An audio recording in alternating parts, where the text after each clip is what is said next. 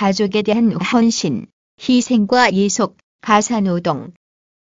가족에 대한 헌신, 가정을 창조하고 유지하기 위한 두 사람의 협력은 곧 가족의 미래를 결정한다. 가정은 위안을 받는 고심과 함께 그 위안을 창조하기 위한 부부 각자의 헌신의 장이 되기도 해야 한다. 바라는 것은 좀 더 따뜻한 배려이다. 가정의 헌신은 배우자에 대한 헌신, 아이들을 포함한 가족에 대한 헌신이다. 헌신은 곧 가정 행복 단초다. 배우자들끼리는 서로에 대한 애정과 함께 바라는 것도 있다. 부부는 모두 상대가 가족에게 헌신하기를 바란다. 헌신이라 함은 몸과 마음을 바쳐 있는 힘을 다함을 말한다. 예를 들어 배우자가 아이를 안고 재미있게 놀아주는 등 아이들을 포함한 가족을 잘 돌보고 있을 때 더 없는 헌신의 기운을 느낀다.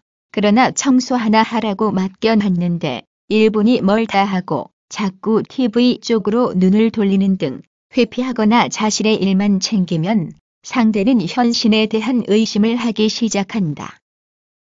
아내는 출산과 육아에 있어 특히 힘이 붙일 때 남편의 절대적인 참여를 바란다. 출산과 초기 육아를 경험하지 못한 남편이 이해하기 어려운 것이 문제점이다. 남성들은 이 점에 대하여 깊이 생각하고 노력해야 된다. 이 시기에 아내의 마음을 잘 추슬러야 나중에 대우를 받을 수 있다.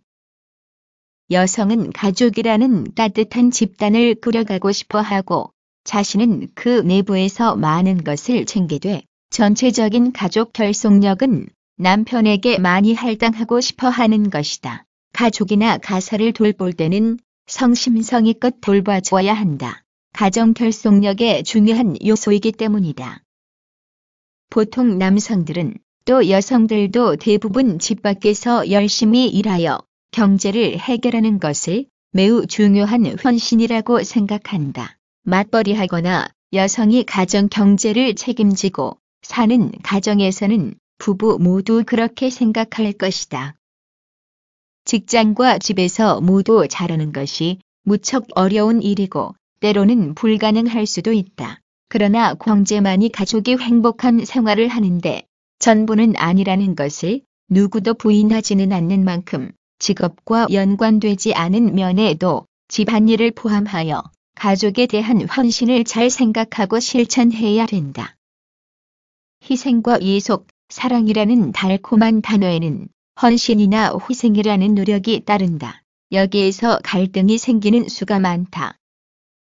처울질로 인해 생긴 갈등일 경우 점점 더 괴로워진다. 저 상대가 과연 나와 어울리는 상대인가? 저희는 득을 보고 나는 희생을 당하므로 이 결혼은 마땅치 않을지도 모른다. 다른 가정과 비교해서도 차이가 나니 이를 어찌해야 하는가? 분노가 치민다.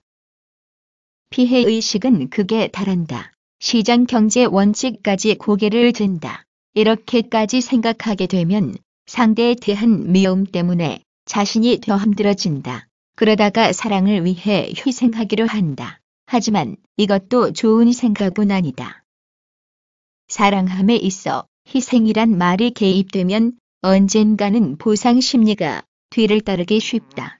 보상이 따르지 않을 때는 예속이 되었다고 생각하게 된다. 사랑한다고 해서 나 자신을 버리고 상대에게 예속되면 정체성이나 자존심도 희미해진다. 그렇게 되면 행복을 느끼지 못하게 된다. 상대와 맺어지며 어떠한 차이가 있었든 희생이란 개념, 예속이란 개념을 버려야 한다. 그 생각이 계속 따라붙는 한 서로가 힘들며 게다가 자신도 더욱 고통받게 되는 것이다.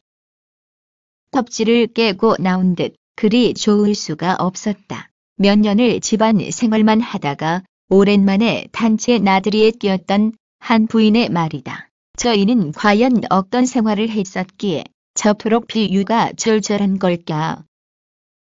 그녀는 성품 자체가 참한 사람으로 집안에서 아이들 보살피고 남편 출퇴근 보필하는 것이 전부인 여자였다. 그러던 여자가 어느 순간부터 몸이 아파온다. 진찰을 받아보니 화병이다. 의사는 여행을 권유하고 그의 걱정된 남편이 단체 여행권을 알선해 주어 여행을 갔었다.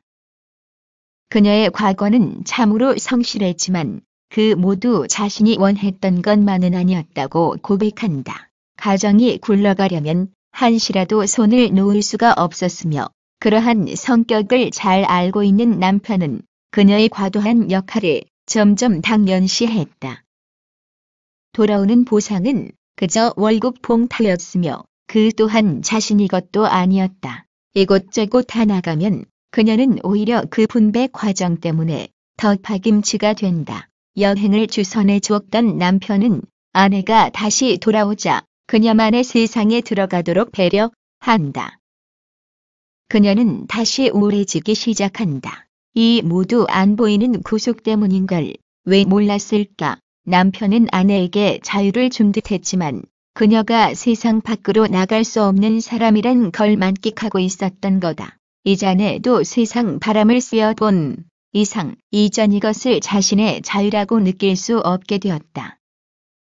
당신 요즘 이상해. 남편의 한마디에 아내는 억장이 무너진다. 그리고 속으로 다짐한다. 구속자는 따로 없었느니 내 구속은 당신으로부터 비롯되었느니 남편은 아내의 그간 집안 생활이 구속이었으며 희생이었음을 고백하고 그 응어리를 풀어주도록 해야 한다.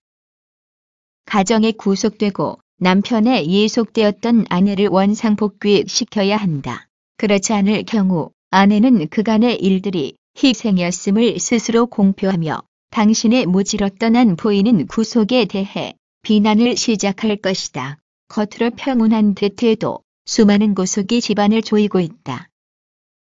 그것을 한쪽이 일방적으로 감내하고 있는 건 아닌지 확인해야 된다. 나의 무관심이나 과도한 관심이 안 보이는 권력이요 폭력이 아니었는지 자문하고 그로 인해 어려움을 겪는 상태가 없는지 둘러보리리다. 배우자가 구속을 운명처럼 받아들이며 이미 노예화되어 가고 있는지 아닌지를. 남녀평등 시대에 많은 여성들이 경제활동에 힘을 들이고 있다. 일부 여성은 남편의 지위와 경제력 향상에 큰 가치를 두고 행복으로 여기며 남편이 여기에 헌신하기만을 원하기도 한다. 부부가 모두 원하고 좋아한다면 괜찮기도 하겠지만 이 역시 남편을 구속할 가능성이 있다.